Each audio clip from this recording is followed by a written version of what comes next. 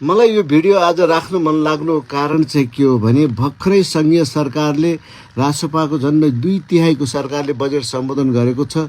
तर बिपी संग्रहालय तल बस पार्कबाट यहाँसम्म पुगिने गोकर्णेश्वर नगरपालिका वडा नम्बर 1 को अन्तिम ठाउँ देउराली भन्ने ठाउँ छ। यो असाध्यै महत्त्वपूर्ण पनि छ। यहाँबाट हामी बागद्वार सजिलै 90 मिनेटमा पुग्न सक्छौँ, शिवपुरी लेक जान सक्छौँ र यहाँबाट 4वटा जिल्ला जोडिन्छ, सिन्धुपाल्चोक, नुवाकोट, रसुवा र काठमाडौँ जिल्ला। हामी यहाँ जहाँ छौँ यो हाम्रै वडाले राखेको देउराली भन्ने ठाउँको झन्डा हो। यो यहाँ हामीले बागद्वार महोत्सव पनि मनाउने गरेका थियौँ, तर केही वर्षदेखि त्यसले कमभङ्गता गरेको छ। त्यो कार्यक्रम हुन सकेको छैन, गरेको पाइएको छैन। हामीले यही ठाउँको लागि, यहाँसम्म आउने सडकको लागि जुन दुर्दशा देखिएको छ, त्यहाँ बजेट विनियोजनको लागि संघीय सरकारसँग आग्रह गरेका थियौँ। यो चिलाउने, डन्डुरे खोला, ओख्रिनी, देउराली, खत्री टोल हुँदै यहाँसम्म आउने हो।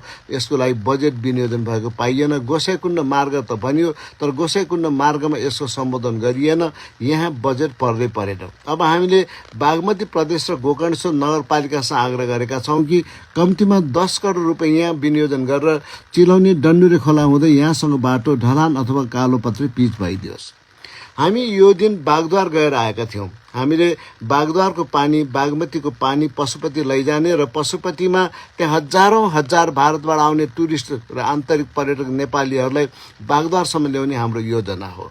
यो योजनाको लागि हाम्रो आग्रह बमोजिम बुढानीकण्ठ नगरपालिकाले पनि 2 करोडभन्दा बढी, त्यस्तै पशुपति क्षेत्र विकास कोषले 2.5 करोड, 2 करोड 50 लाखभन्दा बढी र बागमती प्रदेशले पनि झन्डै 1 करोड रुपियाँ विनियोजन गरेको थियो। र यसको लागि नगरपालिका, गोकर्णेश्वर नगरपालिका, त्यसै गरी कागेश्वरी मनोहरा नगरपालिका, शङ्खरापुर नगरपालिका र पशुपति क्षेत्र विकास कोष र बुढानीकण्ठ नगरपालिका मेयर साहबजीहरूसँग बसेर मैले पटक मिटिङ पनि गरेँ र यो कार्यक्रमलाई शिवपुरी लेकको पानी पशुपति लगेर आराध्य देव भगवानमा चढाउने अथवा त्यहाँ कुनै प्रकारका कार्यक्रमहरूबाट भारतीय नेपालबाट आएका आन्तरिक र विदेशी युरोपियनहरूलाई पनि देखाएर आकर्षक ढङ्गले प्रस्तुत गरेर उनीहरूलाई बागमतीको उत्पत्ति यसरी भएको छ, जुन बागमती पशुपतिसितै ठोकेर गएको छ र यस्तो छ भने देखाएर यहाँसम्म ल्याउने हाम्रो कार्यक्रम थियो। तर त्यो कार्यक्रम कार्यान्वयन हुन सकेको छैन।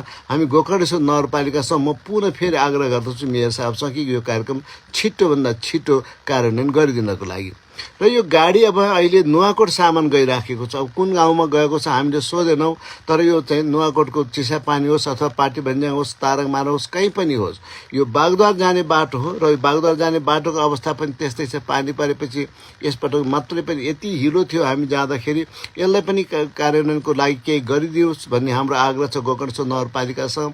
यो पर्यटकीय र धार्मिकले पनि असाध्य महत्त्व छ। यहाँ चैत मसान्तमा मेला लाग्छ। यस्तो अवस्था छ, जीर्ण बाटो छ। यो ठ्याक्कै देउरालीको बाटो हो।